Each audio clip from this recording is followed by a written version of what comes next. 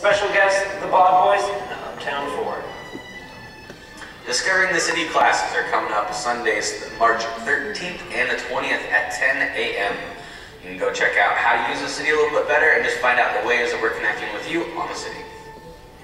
Coming up Sunday, March 13th, right after third service, is our young adult lunch. Come check it out, bring a friend, get lots of fun. Well, that about does it for us here at the Westminster Update.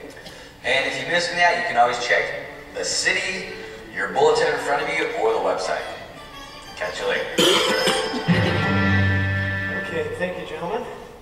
Just a couple of things that touch on giving opportunities here at Westminster. Last Sunday was a very special Sunday for us. Those of you who are here know that it was good for us to gather as a faith community and celebrate 40 years of missionary service in the lives of Brants, to honor that and then recommit ourselves to continue to be a sending church. It was powerful to see the generations interact in the way they did. But we offered an opportunity to get involved with a giving opportunity that touches on the Brants ministry. And we kind of did this spontaneously, and want you to know that we don't mean to take you by surprise. We're creating a fund in their name. This is an ongoing fund that you'll have an opportunity to give to as we move along. But it's a fund that will be used for individuals from our congregation who would like to go into cross-cultural mission work and need some money on the front end to help them do that. There's often assessments they have to take, other things that are part of that picture, to take care of some of the travel expenses that will get to another part of the world.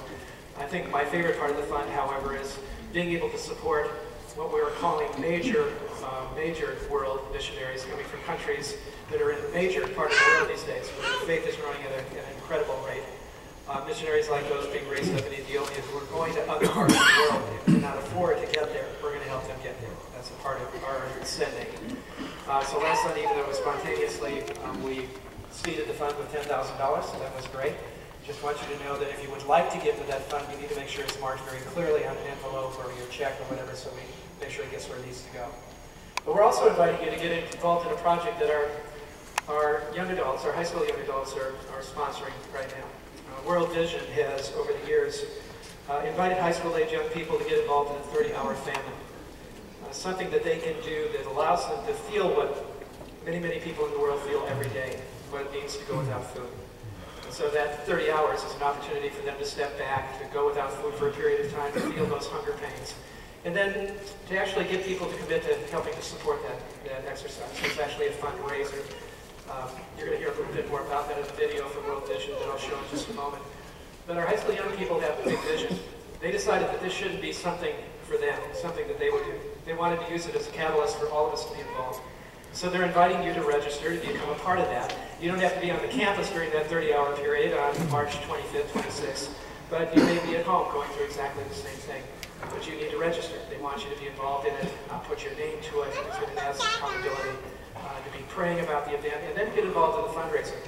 We're doing fundraising a little different way, stretching your imagination a bit. Those of you who have registered, next week you'll all be given $10. And you're going to be encouraged to go out and multiply that. Don't put it in a CD because it's not going to earn very much money in those few days. But go out and see what you can do. You'll probably do a lot of lemonade stands in the neighborhood and things like that. See if you can make that $10 grow, and then eventually we'll collect all of those dollars at the end of May. So we're giving you quite a bit of time to watch that happen. I think some of you are aware that those have been very successful around fundraisers because it's forcing people to think about the investment in a different way and watching God grow it. So we're going to get involved in that, but here's what it's really all about. Take a look at the screen.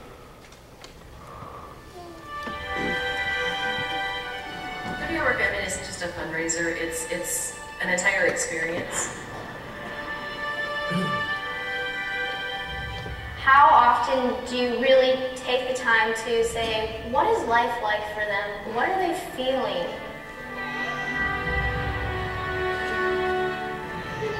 Before this experience, I would have never really considered what they go through. This really makes me want to go out and do more.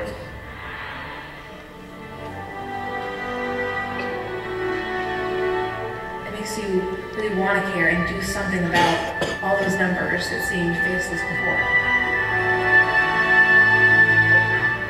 It's something that you'll never forget. It's a feeling that you'll remember for the rest of your life.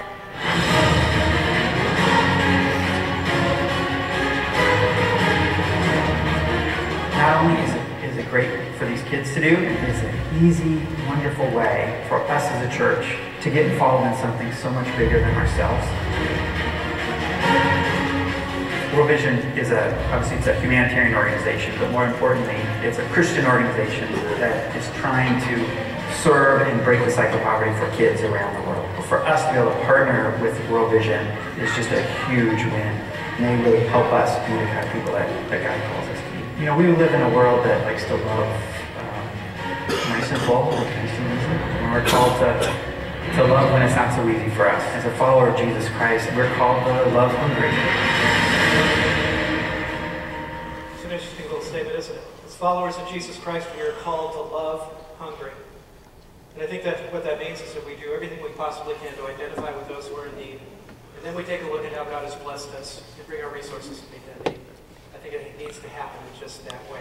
So we're encouraging you to sign up today. Our high school young people will be out by the missions kiosk with a number of computers. They want to get you into the flow here, so make sure you stop there before you leave this morning. A couple of other things relative to our prayer experience together. Prayer for